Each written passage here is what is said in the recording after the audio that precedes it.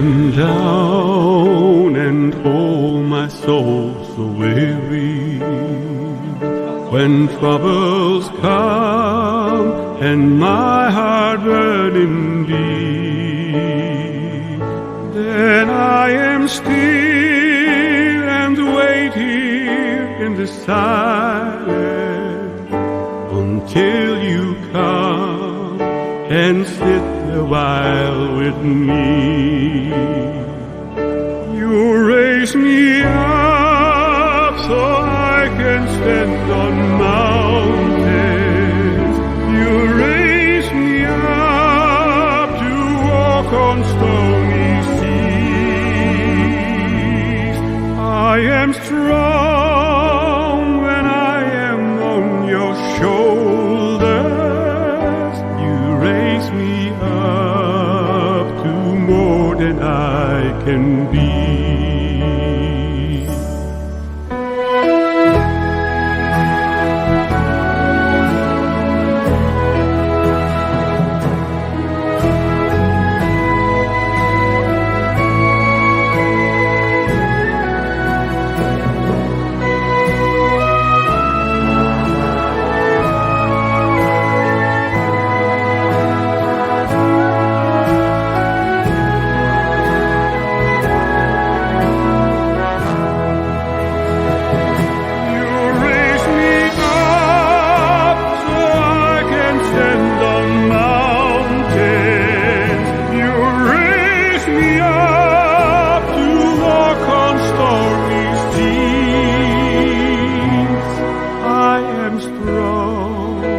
When I am on your shoulders, you raise me up to more than I can be.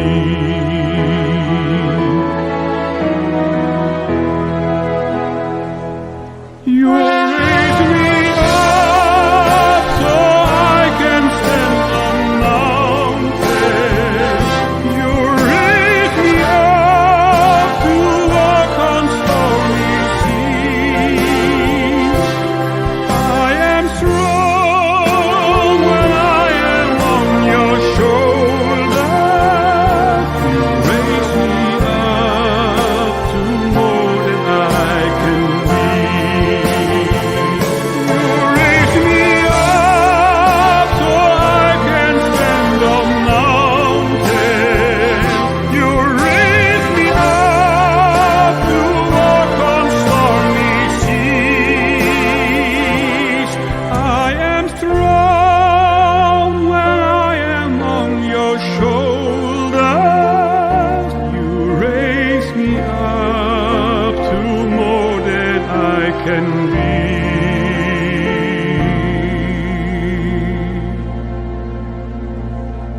You raise me up to more than I can be.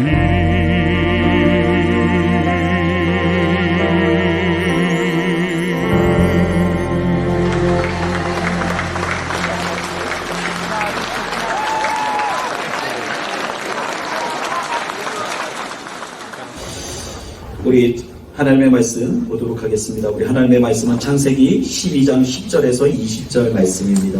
우리 한 절씩 같이 읽도록 하겠습니다. 우리 한 절씩 교독하도록 하겠습니다. 그 땅에 흉년이 들었습니다. 기근이 심했기 때문에 아브라함은 이집트로 내려가서 얼마간 살았습니다. 그는 이집트에 내려가기 직전에 아내 사라에게 말했습니다. 보시오, 당신은 용모가 아름다운 여인임을 내가 알고 있어.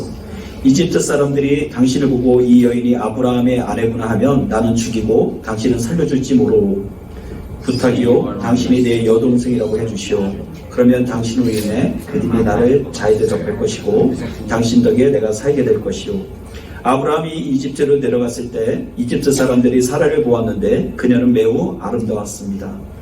바로의 신하들도 그녀를 보고 바로 앞에 가서 칭찬을 했습니다. 그래서 사라는 바로의 왕실로 불러 들여갔습니다. 바로는 사라 때문에 아브라함을 잘 대접해 주었습니다. 그래서 아브라함은 양, 소, 암소, 나귀, 남녀 하인들, 낙타를 얻었습니다. 그러나 여호와께서는 아브라함의 아내 사레의 일로 인해 바로와 그 집안에 큰 재앙을 내리셨습니다. 그러자 바로가 아브라함을 불러 말했습니다. 내가 어떻게 내게 이럴 수 있느냐? 그녀가 내 아내라고 왜 말하지 않았느냐? 왜 너는 그녀가 내 여동생이라고 말해서 내가 그녀를 아내로 얻게 했느냐? 자, 내 아내가 여기 있다. 어서 데리고 가거라. 같이 있습니다. 그리고 바로는 자기 신하들에게 명령해 아브라함이 그의 아내와 그의 모든 소유물을 갖고 떠나게 했습니다. 아멘. 오늘 저는 창세기 12장의 말씀을 통하여 실패하지 않는 인생이라는 제목으로 함께 은혜의 말씀을 나누려고 합니다. 오늘 우리 본문은 우리가 너무도 잘 아는 것처럼 아브라함의 콜링이 있고 하나님께서 이제 약속의 땅 가나안 땅을 향해서 떠나라고 너의 본토 친척 아비집을 떠나라는 그 내용과 함께 있는 내용입니다. 그래서 우리가 아마 설교를 통해서도 많이 들으셨을 것이고 또 우리가 많이 읽어봤던 본문인데 오늘 우리가 읽은 이 본문의 9절에 보면 10절에서 20절의 말씀을 보면 이제 아브라함이 하나님이 약속의 땅 본토 친척 아비의 집을 떠나서 내가 지시한 땅으로 가라고 했을 때 아브라함이 이제 하나님의 말씀에 순종하여 이제 떠나는 그 장면 가운데 이제 아브라함이 가는 여정 가운데 그가 이제 가나안 땅을 입성했는데 그 가나안 땅을 여정을 가는 가운데 이제 그 땅에 기근이 들었다는 거예요. 그 땅 가운데 기근이 되어 이제 아브라함이 거하는 땅에 기근이 들어서 이제 아브라함이 궁여지책으로 이제 우리 가족과 함께 떠난 모든 가족들이 본토 친척 아비집을 떠나긴 했지만 다 같이 거리에 나와서 죽을 수는 없잖아요. 그러니까 기근이 들었는데 이 기근을 어떻게 해결할까라는 생각 가운데 이제 아브라함이 성경에 보니까 애굽으로 내려가게 되었다라고 기록되어 있어요. 애굽이다라고 했는데 그 개정개혁에는 그 지명이 어디냐면 이집트예요. 이집트로 아브라함이 이제 가족을 데리고서 이 땅에 이제 기근이 들었으니까 우리가 잠시 동안만 우리가 애굽에 내려가서 이 기근을 피하고 다시 돌아오자라는 그런 이야기가 적혀져 있다라는 것이죠. 근데 아브라함이 그가 삶의 어떤 방향에 의해서 어떤 환경에 의해서 그가 삶의 터전을 옮기기는 했지만 그가 애굽으로 내려감으로 인해서 그가 그곳에서 겪지 말아야 될 실패의 이야기가 오늘 여기에 적혀져 있다는 거예요. 여러분 오늘 아브라함의 생각을 보면 그의 생각이 정틀있다라고만 할 수가 없는 겁니다. 왜일까요? 애굽으로 내려가게 되면 지금 우리가 이 기근이 들어서 저 우리 아골스포드나 저 미션 쪽으로 지금 홍수가 많이 나서 비가 와서 그 땅이 잠기게 되고 그 땅이 황폐화가 됐잖아요. 그럼 이제 더 이상 뭐가 돼요? 지금 여기 우리가 이쪽에 있지만 뭐 도로가 막혀서 야채라든지 고기라든지 그런 것들이 들어오지를 못하는 상황이 됐어요. 그렇죠? 그러니까 아브라함도 이제 자기가 거하는 그 남방 땅에 이제 그 땅에 기근이 들어서 내가 가족들을 데리고서 이곳에서 굶어 죽을 수 없으니까 우리가 잠시 동안에 애굽으로 내려가자라는 생각은 누가 봐도 너무도 타당한 생각이었고 합리적인 생각이었더라는 거예요. 그렇지만 오늘 우리가 성경 읽은 부분을 뒤로 읽어보면 아브라함의 선택이 얼마나 잘못된 것인지를 우리가 알 수가 있다는 거예요. 인간적인 생각으로 볼 때는 그것이 너무도 타당하고 합리적인 생각이었어요. 기근이 있으니까 우리가 잠시 동안에 애굽에 내려가는 것은 가족을 위해서도 본인을 위해서도 여러 가지 좋은 선택이었어요. 그럼에도 왜 불구하고 그가 선택한 애굽으로 내려갔을 때 그는 그곳에서 실패할 수밖에 없었는가라는 것이죠. 여러분 우리 젊은 청년들은 이런 말들을 못 들어봤을 거예요. 반면교사라는 말 못 들어봤죠. 반면교사. 한자어로 사자성어로 반면교사가 뭐냐면 다른 사람의 잘못과 잘못된 일과 실패를 거울 삼아서 그런 잘못된 일들을 다시는 행하지 않는 것을 말하는 거예요. 우리 한번 따라해보자. 반면교사. 반면교사. 반면교사. 다른 사람의 잘못을 통해서 내가 거울을 삼아서 내가 똑같은 실수를 범하지 않는 것을 말하는 거예요. 오늘 우리가 읽은 창세기 12장 10절에서 20절 말씀을 보면서 우리가 뭘 배워야 하냐면 아브라함의 실수를 통해서 뭘 해야 돼요? 우리가 반면교사를 삼아야 한다는 거예요. 우리는 우리도 아브라함과 같은 그런 실수를 할 수 있기 때문이에요. 아브라함과 같은 선택을 할 수 있기 때문에 아브라함의 그 잘못된 일을 오늘 이 성경책에 기록해놓고 뭐 하는 거예요? 믿음의 후대들에게 너희들이 이것을 읽음으로 인해서 뭐 하라는 거예요? 다시는 하나님 앞에 똑같은 실수를 하지 말아라 라는 것을 교훈 삼아 주시기 위하여 이곳에 기록이 되어 있다는 거예요. 여러분, 오늘 우리가 잘 아는 것처럼 여기 나오는 아브람, 아직 아브라함이 아니죠. 아브람에게 우리는 뭐라고 해요? 믿음의 조상이라고 말해요. 그렇죠? 우리 후대 사람들은 믿음의 조상 누구예요? 아브라함이라고 부른다는 거예요. 그만큼 뭐예요? 아브라함이 정말로 믿음에 있어서 최고의 권위자다. 정말로 믿음으로서 불릴만한 사람이다 라고 생각했기 때문에 믿음의 조상이라고 말한다는 거예요. 그런데 오늘 믿음의 조상이라고 하는 아브라함에게서 뭘 해요? 우리는 그곳에서 아브라함이 얼마나 어리석고 잘못된 선택을 했는가를 우리는 보게 된다는 거예요. 우리는 아브라함이라면 정말로 너무도 퍼펙트하고 정말로 우리가 그래도 모델로 롤모델로 삼는 사람이라면 뭔가 흠이 없어야 되고 뭔가 트집을 잘못 만한 것이 없어야 되는데 오늘 우리가 믿음의 조상이라고 하는 이 아브라함에게는 뭐가 있었어요? 그는 믿음의 조상이었지만 뭐가 있었는 거예요? 그도 인간인자, 믿음의 조상에 앞서 그도 믿음의 한 사람이기 때문에 잘못된 선택을 할 수 있었다는 것을 우리는 발견하게 된다는 거예요. 그렇지만 그곳 가운데는 뭐가 있었습니까? 아브라함이 믿음의 조상이 될 수 있었던 이유는 뭐예요? 뭐 때문에 믿음의 조상이 될 수 있었던 거죠? 단순히 그가 믿음으로써 자기 아들, 독자 아들 이삭을 바쳤기 때문에 믿음의 조상이 된 걸까요? 아니잖아요. 믿음은 어디로부터 비롯된다고 했죠? 제가 갖는 겁니까? 하나님으로부터 오는 거예요. 믿음의 조상이 된 이유는요, 아브라함이 그가 극적으로 하나님 앞에 그 모든 것을 드렸기 때문이 아니고 그가 순종함으로 나아갔기 때문에도 아니에요. 뭐예요? 전적인 뭐예요? 하나님의 긍휼하심과 하나님의 은혜였다라는 거예요. 그렇기 때문에 믿음의 조상이 될 수 있었다는 것이죠. 여러분, 그러면 우리가 하나님의 전적인 은혜를 받았다 하면 우리는 실패할까요? 실패하지 않을까요? 우리도 실패할 수 있어요. 아브라함이 하나님의 음성을 듣고 네가 이제 본토 친척 아비 집을 떠나라 라고 말했을 때 아브라함이 어떻게 했어요? 즉시로 순종하는 모습을 볼 수 있어요.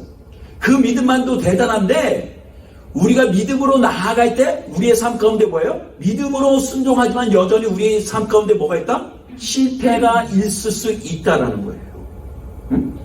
믿음의 사람은 왜냐면 하나님을 믿는 사람들인데 실패하면 안 될 것 같고 실수하면 안 될 것 같고 잘 안 되면 안 될 것 같은 그런 논리가 있잖아요. 그렇지만 하나님의 공식에서는요, 하나님을 여전히 믿고 하나님의 믿음의 조상이라는 불리는 아브라함도 그랬듯이 우리는 뭐예요? 삶 가운데 실패를 거듭하게 된다. 실수를 하게 된다.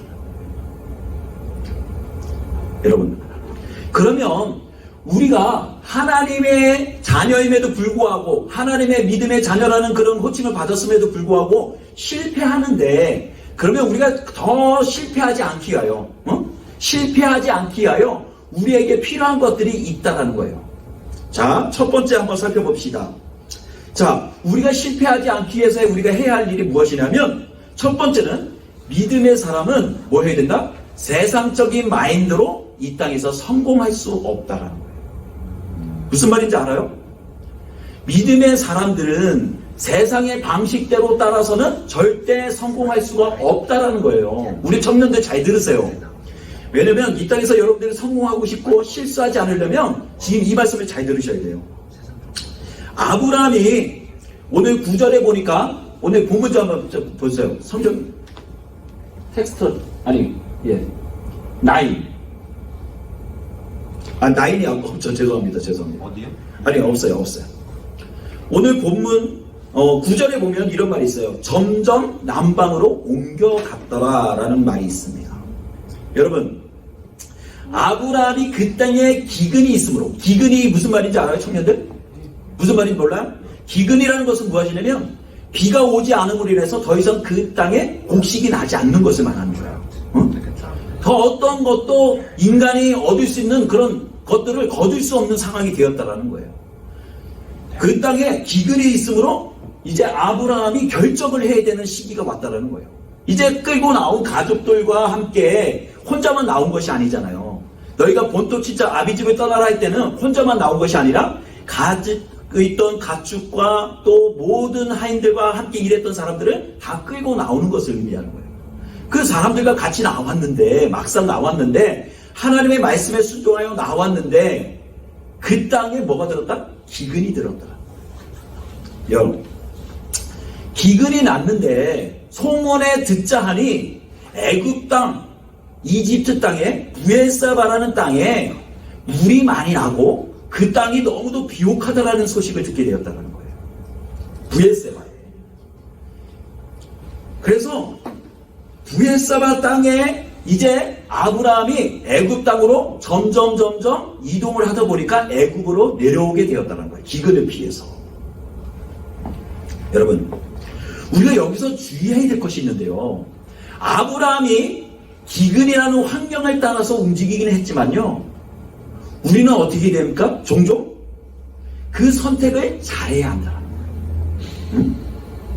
우리는 환경에 따라서 움직일 수밖에 없잖아요. 우리가 판단할 수 있는 것은 내가 지금 환경이 이러니까 이것을 선택하는 것, 그것이 어떻게 보면 너무도 타당하고 이 세상을 살아가는 논리에 있어서 너무도 잘 맞는 거예요. 그런데 아브라함이 애굽으로 내려간 그 사실 때문에 아브라함은 그곳에서 실패를 거듭할 수밖에 없었다는 거예요. 여러분, 크리스천이 잘 보십시오. 믿음의 사람들이 세상 일 때문에 아니면 어떤 내 가정에 관련된 아니면 내 어떤 사회에 관련된 일로 인해서 우리가 점점 그것을 선택하게 되고 그것에 마음에 쏟게 되면 결국은 어떻게 되는 거예요? 믿음의 사람들은 하나님의 일에 대해서 뭐예요? 점점 멀어지게 돼 있어요. 이 부엘세바라는 이 땅도요, 어떻게 보면 이제 이스라엘과 애굽 땅 사이 경계에 있는 땅이라는 거예요. 그 땅이라는 거예요. 아브라함이 지금 내려가는 땅이 지금 이스라엘 땅과 애굽 땅 사이에 있는 경계에 있는 땅을 향해서 지금 내려가고 있다는 거예요. 여기서 잘 들으세요. 여러분, 우리 믿음의 사람들은 신앙과 세상의 어떤 기준에 의해서 가운데에서 왔다리 갔다리 하면 안 된다는 거예요. 머뭇머뭇거리며 한쪽 발은 세상 담그고 한쪽 발은 하나님께 두고 이러면서 신앙생활을 할 수가 없다는 거예요. 아브라함이 지금 그런 처지에 있는 거예요. 지금 내가 기근 때문에 부엘세바라는 땅을 향해서 내려가기는 하지만 그가 그곳에 내려가서 어떤 어려움을 당하게 될지 그는 알지 못했다는 거예요. 당장 내가 굶어 죽으니까, 내 환경이 지금 이러니까, 내 사업이 지금 이러니까 내가 오늘 이렇게 해야지 라고 선택하는 그 선택이 얼마나 커다란 실수인지를 거듭 발견하게 된다는 거예요. 언제 내가 그 사건을 통해서 실패하게 될 때. 여러분, 잘 보세요. 요즘 우리가 믿음을 저버리고 세상을 선택하는 일들이 얼마나 많은지도 몰라요. 그것을 우리는 뭐라고 하냐면 배교라고 말해요. 배교. 하나님을 떠나는 거, 하나님의 교회를 떠나가는 거, 배반하는 거, 등을 돌려버리는 거. 왠지 아세요? 요즘 코로나다 뭐다 해서 상황이 지금 너무도 혼잡하게 돌아갑니다. 그래서 요즘은 교회들도 살고자 뭐해요? 온라인 예배를 드려요. 우리 교회도 온라인 예배를 드립니다. 근데 온라인 예배를 드리다 보니까 어떤 현상이 일어나요? 우리가 이렇게 대면 예배를 드릴 때는 어때요? 그래도 나름대로 그래도 예배 가운데 정성이 있고 준비함이 있어요. 그리고 기대함이 있어요. 근데 대면 예배를 드리면서 어떻게 돼요? 어떤 현상들이 일어나요? 그냥 어차피 화면상으로 보이지 않으니 그냥 편한 대로 예배를 드리는 경우가 있단 말이에요. 기대감 없이 예배를 드리는 경우가 있단 말이에요. 준비 없이 예배를 드릴 때가 있단 말이에요. 그렇게 한 주 예배를 드리다 보면 여러분 어떻게 돼요? 우리의 신앙이 정말 주님안에서 우리가 성숙해 나갈까요? 아니에요. 이렇게 예배를 드려도 되는구나. 점점 어떻게 됩니까? 우리의 열심이 교회에 대한 사랑과 또 말씀에 대한 사모함과 내가 주님 앞에서 바로 서고자 하는 그런 열정들이 사그러지기 시작해요. 그 열정들이 사그러지기 시작한단 말이에요. 그렇게 되면 어떻게 돼요? 그것들이 반복되어지면 결국은 어떻게 돼요? 내 안에 신앙의 불이 꺼져도 이제는 아무렇지도 않은 듯, 내가 여전히 크리스찬인 듯 그렇게 살아간다라는 거예요. 여러분, 그때를 조심하셔야 돼요.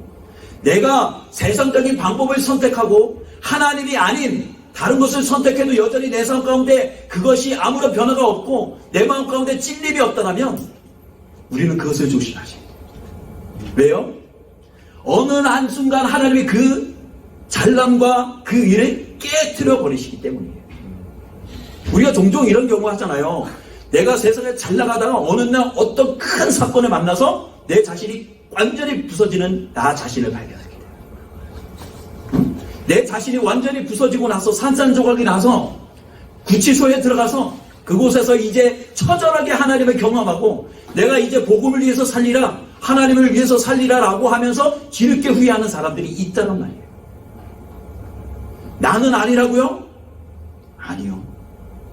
우리가 언제든지 세상과 하나님 사이에서 우리가 우왕좌왕하며 하나님이 아닌 세상의 것들을 선택하게 될 때 우리는 반드시 그것을 경험하게 되더라. 그렇기 때문에 우리는 세상적인 방법으로, 세상적인 마인드로 이 땅에서 우리는 성공할 수가 없다는 거예요. 믿음의 사람은 오직 믿음으로 살리라는 그 구절처럼 우리는 뭘로 살아야 돼요? 믿음으로 살아야 돼요. 예수 그리스도로 살아야 돼요. 우리가 흥해도 예수 그리스도로 흥해야 되고, 우리가 사업을 해서 성공을 하더라도 예수 그리스도로 인해서 그것이 성공되어져야 한단 말이에요. 예수 그리스도가 없는 사업, 예수 그리스도가 없는 가정, 예수 그리스도가 없는 그 모든 교육, 거기에는 뭐가 있어요? 하나님의 깨트리심이 있다란 말이에요. 두 번째는 우리가 환경을 따라 움직이면 반드시 실패하게 되어 있다는 거예요. 오늘 본문 10절입니다. 그 땅에 기근이 있으므로 라고 했어요. 그 땅에 기근이 있으므로. 여러분, 여기에 뭐가 있다는 거예요? 아브라함이 볼 때 기근이 있다는 거예요. 그 땅에 메마름이 있고 곡식이 나지 않았다는 거예요. 그러면 우리 일반적인 생각은 뭐예요? 제가 초반에도 말씀드렸죠. 우리가 환경을 따라서 움직이기 시작한단 말이에요. 우리의 이성의 경험에 의해서 움직이기 시작한단 말이에요. 아, 이 길이 막혔구나. 그럼 이 길로 가야지. 아, 지금 곡식이 안 나? 그럼 곡식이 잘 나는 땅으로 가야지. 그 합리적인 생각을 작동시켰단 말이에요. 아브라함이 지금 선택한 것은 무엇입니까? 하나님에 대한 믿음보다는요, 환경에 더 신경을 쓰기 시작하는 거예요. 자기 눈에 보이는 그 환경을 바라보며 선택하기 시작하는 거예요. 여러분, 우리가 이 세상을 살아가면서 제일 우리에게 신경 쓰이는 것이 무엇입니까? 이 세상의 일들이에요. 내 영적인 일보다는 내 영혼이 우선 죽고 예배를 안 드리고 어떻게 되는 것보다도 더 우선시 되는 것은 뭐예요? 지금 당장 내가 배고픈 것이 문제고, 내 사업이 잘 되어지지 않는 것이 문제고, 우리 자녀가 잘 안 되어지는 것이 가장 큰 문제예요. 이것은 믿는 사람이든 믿지 않는 사람들이든 동일하게 갖는 문제예요. 그렇지만 여러분, 믿음의 사람들은 분명히 기록해야 돼요. 우리가 하나님과 내가 믿음으로 살겠다라는 그 약속 가운데는요, 하나님 나의 삶 가운데 모든 것을 채워주시리라는 하나님의 그 약속의 말씀을 믿고 따라가는 사람들을 의미하는 거예요. 하나님이 나의 모든 삶 가운데 먹을 것과 입을 것과 모든 것들을 채워주신다는 그 믿음이 우리 가운데 있는 것을 의미하는 거예요. 제가 오래전도 아니죠. 제가 유튜브를 통해서 어부의 삶이라는 그런 어부에 관련된 그런 다큐를 본 적이 있습니다. 여러분, 어부에게 있어서 가장 중요한 것은 무엇일까요? 바로 그날의 날씨예요. 날씨가 어떠냐에 따라서 어획량이 달라질 수도 있어요. 그렇지만 날씨가 좋다고 해서 배를 타고 나가지만 늘 만선의 기쁨을 가지고 돌아오는 것은 아니에요. 그날의 날씨에 따라서 또 물고기의 상태에 따라서 수온의 온도에 따라서 여러 가지 역경으로 인해서 여건에 의해서 물고기의 양이 정해진다는 거예요. 어느 날은 많이 잡을 때도 있어요. 어느 날은 적게 잡을 때도 있어요. 그런데요, 한결같은 것은 무엇이냐면 나레이션과 그 어부의 얼굴에는 뭐가 있냐면 여전히 많이 잡을 때나 적게 잡을 때나 그 얼굴에는 배를 타고 돌아올 때는 그 얼굴에 감사함이 있다. 내가 오늘 이만큼 못 잡으면 내가 내일 더 많이 잡으면 되지. 그럼 만족하는 삶이 있다라는 거예요. 여러분, 우리 믿음의 사람들에게도 또 오늘을 살아가는 우리들에게 있어서 가장 중요한 것은 무엇이냐면 하루하루를 만족하는 삶이 필요하다는 거예요. 여러분, 잘 생각해 보세요. 우리가 지금 이 자리에 이렇게 앉아 있는 것도요, 지난날의 그런 순간순간 또 내게 왔던 고난과 고비와 그 어려움들의 시간들이 있기는 했었지만, 내가 죽음의 고비 가운데 무턱 가운데 가기도 했던 경험들이 있긴 하지만, 그래도 여전히 내가 지금 이 자리에 있는 것은 뭐예요? 감사하잖아요. 그렇죠? 그것을 우리 믿음의 사람들은 뭐라고 해요? 하나님의 은혜라고 말해요. 은혜라고. 어떻게 됐든 간에 지금 이 자리에 앉아있고 내가 지금 같이 예배를 드리고 있는 자체가 하나님에 대한 은혜예요. 그런데 우리는 뭐해요? 여전히 내 삶 가운데 채워지지 않는 어떤 것들을 위해서 열심히 노력하고 수고하고 노력하지만 여전히 그것 때문에 마음 아파하고 여전히 채워지지 못하는 그것 때문에 불만족을 또 행복감을 느끼지 못하고 살아간다. 여러분, 믿음의 사람들에게 있어서 중요한 것은 무엇입니까? 우리가 어떤 신앙을 갖느냐는 거예요. 우리가 어떤 마음을 갖느냐는 거예요. 어떤 사람은 물이 반컵만 찼어도 그것을 인해서 만족하는 사람이 있어요. 그렇지만 반면에 어떤 사람은 물이 반컵을 보고서 뭐라고 해요? 불평불만을 해요. 왜 내 물컵에는 반만 차지? 왜 가득 차지 않지? 라고 생각한다는 거예요. 여러분, 지금 내가 존재하는 것, 내가 지금 살아서 하나님을 예배할 수 있는 것, 그것만으로도 우리는 뭐 해야 돼요? 감사해야 돼요. 여러분, 때때로 하나님은 우리를 환경이나 여러 가지 고난을 통해서 우리를 단련시키시기도 합니다. 우리가 지난번에 우리가 큐티 본문으로 살펴보았던 것처럼 욥의 삶 가운데 이유 없는 고통을 당하면서 그가 깨달았던 것은 뭐예요? 하나님이 나를 뭐예요? 저 정금과 같이 이전보다도 더 나은 사람으로서 나를 빚어가는 하나님의 은혜의 구원의 손길을 그곳에서 발견하게 된단 말이에요. 여러분, 우리가 약속의 말씀을 믿고 산다고 해서 내가 하나님의 자녀가 되었다고 해서 우리가 기근을 만나지 않는 것은 아니에요. 누구나 다 기근을 만날 수가 있어요. 어떤 사람은 걸어가다 엄청난 함정에 빠질 수도 있어요. 엄청난 수렁탕에 빠질 수도 있어요. 어떤 사람은 죽음의 무턱 가운데 다가가는 사람도 있을 거예요. 여러분, 그렇지만 우리가 뭘 해야 돼요? 그 순간 우리가 해야 할 일은 무엇입니까? 그 환경을 바라보면서 우리가 반응하는 것이 아니라 뭐예요? 믿음으로써 우리가 그 환경을 이겨내야 한다는 거예요. 믿음으로써 우리가 그 환경을 감사함으로 넘어가야 한다는 거예요. 여러분, 우리가 불평불만한다고 그 환경이 없어지겠어요? 내가 조금만 더 노력하면 그 환경이 좀 나아지겠어요? 아니에요. 그것이 조금은 나아지는 것 같아도 그 다음에 더 오는 더 큰 웨이브는 우리의 힘으로 감당할 수가 없어요. 우리가 어떻게 된다? 기도로서, 믿음으로써 그것을 뛰어넘을 수 있는 의지가 있어야 한다는 거예요. 여러분, 세 번째는 우리가 실패하지 않기 위해서 필요한 것이 무엇이냐면 기도해야 한다는 거예요. 기도하지 않는 인생은 성공할 수가 없다는 거예요. 자, 오늘 본문에 아브라함이 기근을 만났을 때 아브라함이 했던 일은 무엇입니까? 내가 이제 가족을 끌고서 내가 애굽 땅으로 내려가리라 라고 결정하고 그냥 내려갔다는 거예요. 여기에 뭐가 빠져 있는 거예요 지금? 하나님을 향한 기도가 없다는 거예요. 기도가.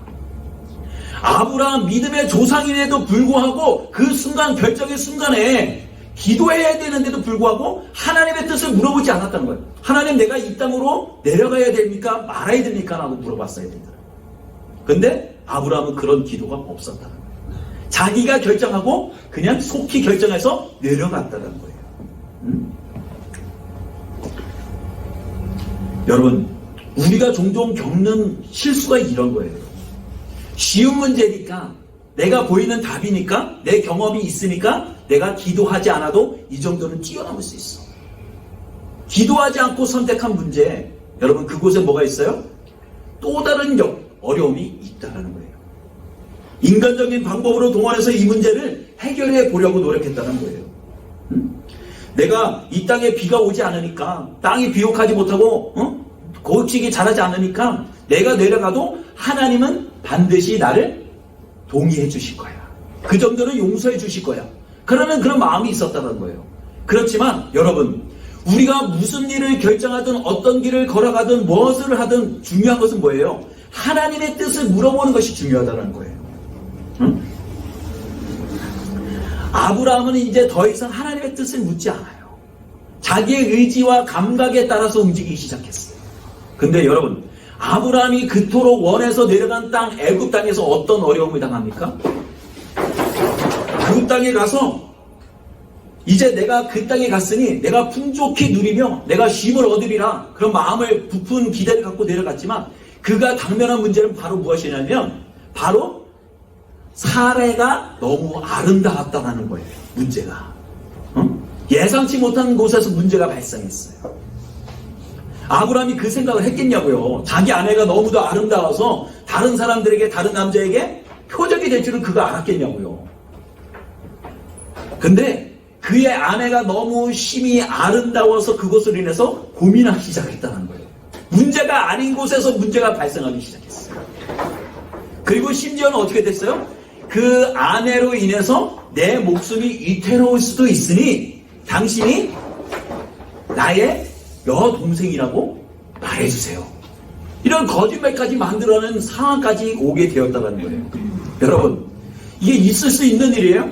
자기 아내를 너무 아름다워서 다른 남자가 탐낼 수가 있으니 당신을 나의 여동생으로 해주면 내가 그곳에서, 그 땅에서 우리가 죽지 않고 풍족하게 누리며 살 수 있습니다. 이런 아이디어를 낸 아브라함이 우리가 생각하는 믿음의 조상이냐고요. 전혀 상상치 못하는 모습이에요. 왜 지금 아브라함이 겪지 말아야 될 이 어려움을 겪고 있냐 말이에요.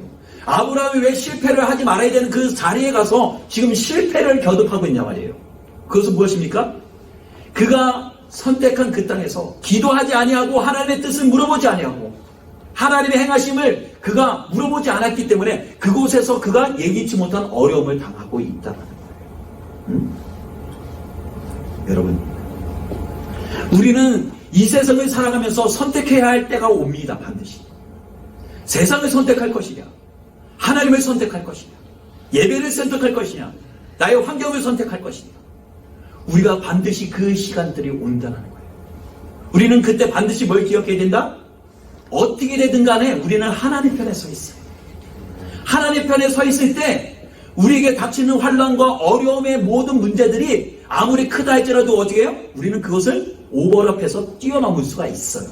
아브라함이 만약에 하나님께서 약속하신 그 애굽 땅에, 이스라엘 땅에 머물러 있었다면 오늘 이야기는 기록되지 않았을 거예요. 그렇지만 아브라함이 자기 의도대로, 자기 경험대로, 자기의 감각대로 내려갔던 애굽 땅에서 의도치 않게 자기 아내를 잃어버릴 수 있는 상황 가운데 놓이게 되고 자기의 목숨도 해하게 될 수 있는 그 상황 가운데 놓이게 되었다는 거예요. 얼마나 어처구니 없는 일들이에요. 근데요, 여러분, 되게 어처구니 없는 일이 뭔지 아세요? 그 후절에 아브라함이 자기 아내를 이제 바로에게 여동생이라 소개하고 그 바로가 사례를 보고서 너무도 아름다워서 아내로 맞아들이게 되었다는 거예요. 그리고 그에게 선물을 주었는데 어마어마한 선물을 주게 된 거예요. 아브라함이 이럴까요? 야, 이게 웬 떡이냐? 내 아내를 주고 나니 나에게 엄청난 재물이 돌아온 거예요. 여러분, 생각해 보세요. 자기 아내를 다른 남자에게 주고서 돈을 받은들, 낙타와 말과 그 모든 것을 풍족하게 얻은들, 그것이 마음이 편하겠냐고요? 편하나요? 편하진 않아요. 여러분, 우리가 이런 실수를 저질러서는 안 된다는 거예요. 여러분, 16절에 보니까 이에 바로가 그로 인하여 아브라함으로 후대함으로 아브라함이 양과 소와 노비와 암소 나귀와 약대를 얻었더라라고 했어요. 성도에게 있어서 문제가 이거예요. 성도에게 있어서, 믿음의 사람들에게 있어서 이것이 문제라고요. 이것이 함정이라고요. 왠지 아세요? 자기 아내를 바로에게 드리고 그 대가로 어마어마한 재물을 얻은 것이 문제라는 거예요. 차라리 아브라함이 그곳에서 바로에게 엄청나게 핍박을 받고 두들겨 맞고 죽을 지경까지 이르렀다면 그가 그 자리에서 어떻게 했을까요? 아이고 하나님 잘못했습니다. 엎드려서 회개했을 거예요. 근데 정반대로 뭐가 됐어요? 거부가 됐어요. 엄청난 재물을 얻게 되었단 말이에요.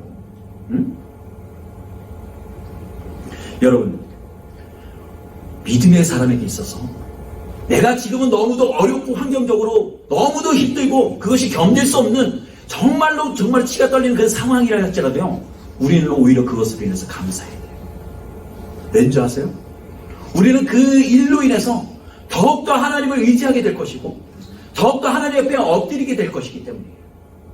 근데 오히려 내가 세상에 잘못된 방법을 선택했음에도 인해서 내가 그것으로 인해서 풍족하게 되면 어떻게 돼요? 오히려 그것이 재물이 나에게 뭐가 될 수 있어요? 악이 될 수가 있어요. 독이 될 수가 있단 말이에요. 불의하게 얻은 그 재물들을 어떻게 쓰겠어요? 결국은 불의한 방법으로 그것을 탕진하게 된단 말이에요. 하나님으로부터 멀어지게 그것을 사용하게 된다는 거예요. 여러분, 그리고 아내를 대신 주고 아내를 다른 남자에게 주고서 받은 그 재물이 어떻게 축복이 될 수가 있냐 말이에요. 그것이 어떻게 복이겠냐 말이에요. 다음 구절을 보면 17절에 그러나 여호와께서는 아브라함의 아내 사레일로 인해 바로와 그의 집안에 큰 재앙을 내리셨습니다. 그러자 바로가 아브라함을 불러 말했습니다. 내가 어떻게 이럴 수 있느냐? 그녀가 내 아내라고 말하지 않았느냐? 여러분, 정말 부끄러운 것이 뭔지 아세요? 믿음의 사람들이 세상 사람들로 하여금 손가락질 받는 거예요. 야, 예수를 믿는데 네가 어떻게 그런 거짓말을 칠 수 있어? 지금 바로가요, 아브라함을 향해서 믿음의 조상이라는 아브라함을 향해서 손가락질 하는 거예요. 야, 네가 믿음의 사람이라며. 근데 네가 어떻게 나에게 거짓말을 할 수 있어? 여러분, 이 상황이 지금 무슨 상황이냐고요? 예수를 믿지 않고 예수에 대해서 알지도 못하는 바로의 입에서 네가 어찌하여 내가 그런 실수를 잘못된 선택을 하겠고 네가 그것을 만들었느냐? 부끄럽지 않냐라고 말하는 거예요. 여러분, 믿음의 사람들에게 있어서 가장 부끄러운 게 그것이에요. 믿는 사람들 왜 그래? 믿는 사람들 왜 그렇게 거짓말을 쳐? 왜 믿음의 사람들은 왜 믿지 못할 사람들이야? 이런 말을 듣는 것이 부끄럽지 않아요? 그것이 나로만 그치는 것이 아니라 정말 영광과 존귀를 받으셔야 그 하나님의 이름에다가 뭘 하는 거예요? 떡칠하는 거예요. 먹칠하는 거예요. 하나님의 영광을 땅에 떨어뜨리는 거예요. 여러분, 성경에 보면요, 이런 일들이 비일비재해요. 하나님의 부르심을 받았음에도 불구하고 하나님의 그 부르심에 대해서 거부했던 자들이 세상 사람들로 하여금 손가락질 받았던 일들이 많이 있어요. 누가 있을까요? 바로 요나가 그랬어요. 하나님의 거룩하신 명령을 받고서 저 땅에 가서 회개를 외치라고 말했을 때 그거 뭐예요?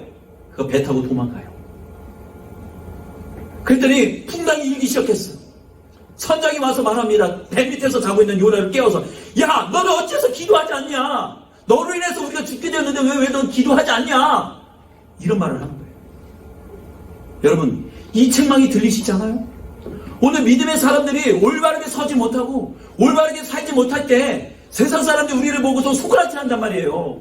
이런 개독교들, 믿는 사람들이 어떻게 더해? 오래전서부터 우리 기독교가 그런 손가락질을 받고 유혹을 받아요. 여러분, 우리가 그것을 들으면 나는 아니야 라고 생각할 것이 아니라 우리 안에 정말로 잘못된 것을 선택하고 잘못된 방법을 통해서 우리가 세상의 방법을 통해서 세상의 거짓된 것을 통해서 얻는 그런 것들을 우리가 만족하면서 살지 말아야 된다는 거예요. 근데 우리는 여전히 그것을 선택하면서 하는 말이 뭐예요? 얘도 그래요. 다른 사람도 그런 방법을 써요. 다른 사람은 다 그러는데 왜 우리는 안 되죠? 이렇게 말한단 말이에요. 다른 사람이 그것을 선택해도 우리는 그것을 선택하면 안 돼요. 다른 사람이 그것을 통해서 성공해도 우리는 그것을 선택하면 안 된단 말이에요. 하나님의 길이 아니면, 하나님의 방법이 아니면 그것을 선택하지 말아야 된단 말이에요. 하나님의 예배를 드리라고 하면 우리는 그것을 사수해야 돼요. 목숨을 지키고.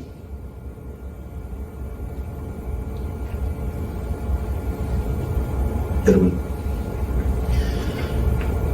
우리는 언제 실패해요? 성도는 어느 때 실패할까요? 우리도 때때로 실패를 해요. 잘못된 것을 선택해요. 역경이 있어요. 어려움이 있어요. 누군지 나를 따르는 자는 자기 십자가를 지고 나를 따르라고 했는데 예수를 따르면 자유되게 되는데 가다 보니까 너무도 어려워요. 힘들어요. 실패를 경험해요. 가다가 어떤 사람들은 그것을 포기해버려요. 예수를 따라도 잘 안 되는 거예요. 그래도 오늘 우리가 여기 앉아있는 분들은 뭐예요? 그래도 내가 그래도 그 믿는 예수를 끝까지 따라가 보겠다고, 나에게 약속된 그 천국을 향해서 내가 가겠다고 믿음으로써 우리가 이렇게 나온 사람들 아니겠어요? 여러분, 우리가 수많은 은혜를 경험하고 홍해를 가르는 은혜를 우리가 경험했다 할지라도 우리 앞에 어려움이 있을 수가 있어요. 역경이 있을 수가 있어요. 그때 우리는 무엇을 해야 됩니까? 그 만나는 역경을 통해서 뭐 해야 돼요? 하나님의 무릎 꿇어야 돼요. 기도해야 돼요. 하나님의 뜻을 물어야 돼요. 그럴 때 하나님은 하나님의 방법으로 그 모든 문제들을 해결하기 시작하신다. 가끔 우리는 이런 질문하죠. 내가 왜 하나님의 방법대로 선택해서 살았는데도 왜 내 삶은 이런 거죠? 왜 나의 삶은 좀 더 나아지지 않죠? 우리 가족 가운데 왜 좀 더 나아짐이 없고, 내 건강은 왜 회복되어지지 않고, 내 자녀는 왜 여전히 왜 방황하고 있죠? 여러분, 우리의 고단의 시간은요, 하나님을 더욱더 체험할 수 있는 시간들이에요. 하나님의 은혜를 더욱더 체험할 수 있는 시간들이에요. 내가 그 모든 고난의 역경의 과정을 통해서 내가 정금과 같이 나오리라.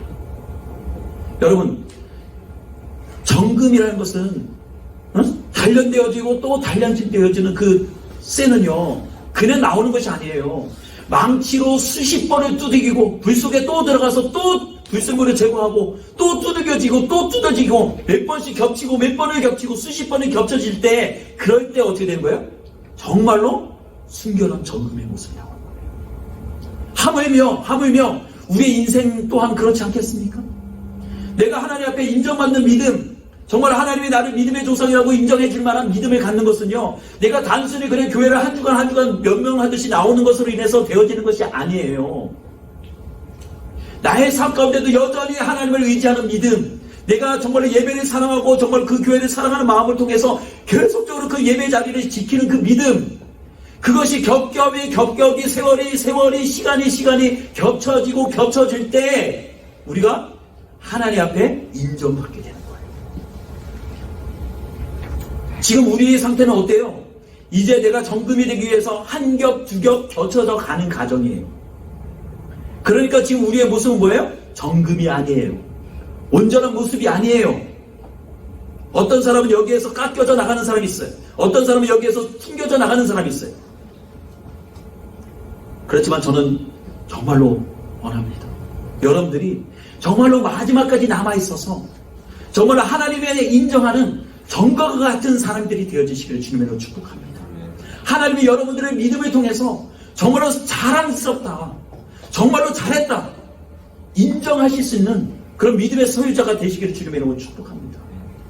이것은 그냥 되어지는 것이 아니에요. 그냥 내가 한두 번 예배에 참석해서 또 성경 공부에 참석하고 기도를 하고 헌금을 해서 되어지는 일들이 아니에요. 내 삶 가운데 뭐 해야 돼요? 계속적으로 하나님을 쫓는 믿음이 있어야 한다는 거예요.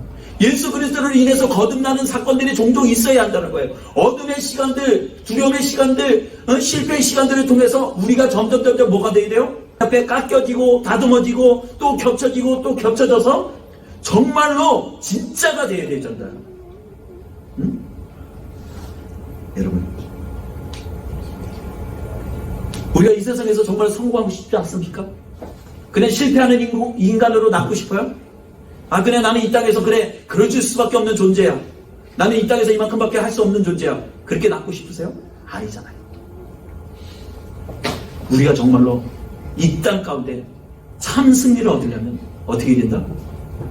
하나님 앞에 걸어나가야 돼요. 하나님을 선택해야 돼요. 어떤 경우에든 하나님을 선택해야 돼요. 하나님을 의지해야 돼요. 하나님 앞에 기도해야 돼요. 하나님을 예배하는 자리 가운데는 어떤 경우에든지 우리가 제껴두고 나와야 돼요. 목사가 이 자리에 서갖고 예배가 아니어도 여러분들이 살 수 있는 방법이 있습니다라고 외친다면 그건 싸이예요.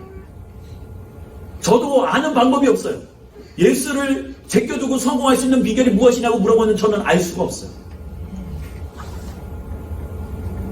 오직 예수 그리스도를 선택한 것, 예수 그리스도를 믿음을 갖는 것, 그것만이 우리가 이 땅에서 성공할 수 있는 비결. 여러분, 이제 우리가 믿음의 결단을 합시다. 예수 그리스도를 쫓을 것인가? 세상을 쫓을 것인가? 우리가 이 두 가운데 왔다 갔다 하면서 우왕좌왕하지 말고 우리가 이제 우리의 입장을 밝혀서 예수 그리스도를 쫓았으면 좋겠어. 오직 예수, 오직 믿음, 오직 의인은 믿음으로 말미암아 살리라는 말씀이죠. 여러분, 이 마지막 때 여러분 믿음으로 승리하시길 주님으로 축복합니다. 아멘. 기도하겠습니다. 언제나 살아계셔서 또 우리의 마음과 우리의 환경과 우리의 생각을 아시는 여호와 하나님, 이 시간 주님 앞에 우리의 마음을 드리기 원합니다. 우리 안에 예수 그리스도가 아닌 세상의 것들을 취하고 세상 것들로 인해서 만족했던 우리의 마음들, 세상과 하나님 사이에서 우왕좌왕하며 이도 아니고 저도 아닌 믿음을 가졌던 것, 그 모든 것들을 주님 앞에 회개하며 내려놓습니다. 이 시간 우리 마음 가운데 예수 그리스도를 선택하는 믿음이 있게 하시고 예수 그리스도를 닮아가고 예수 그리스도를 쫓아가는 믿음이 우리 가운데 있게 하여 주시옵소서. 오직 의인은 믿음으로 말미암아 살리라고 말씀하셨습니다. 이 세상을 살아가면서 우리가 실패와 경험과 두려움을 만날 때 하나님, 우리가 그것을 위해서 좌절하지 않게 하시고 오직 예수 그리스도께 무릎 꿇음으로 인해서 그 모든 상황을 오버랩할 수 있는 우리 믿음의 큰 사람들이 될 수 있도록 주님 축복하여 주시옵소서. 오늘도 말씀해 주심을 감사를 드리며 살아계신 예수의 이름으로 기도드립니다. 아멘. 우리 다 같이 일어나셔서 우리 찬양 부르시고 축도로 예배를 마치겠습니다.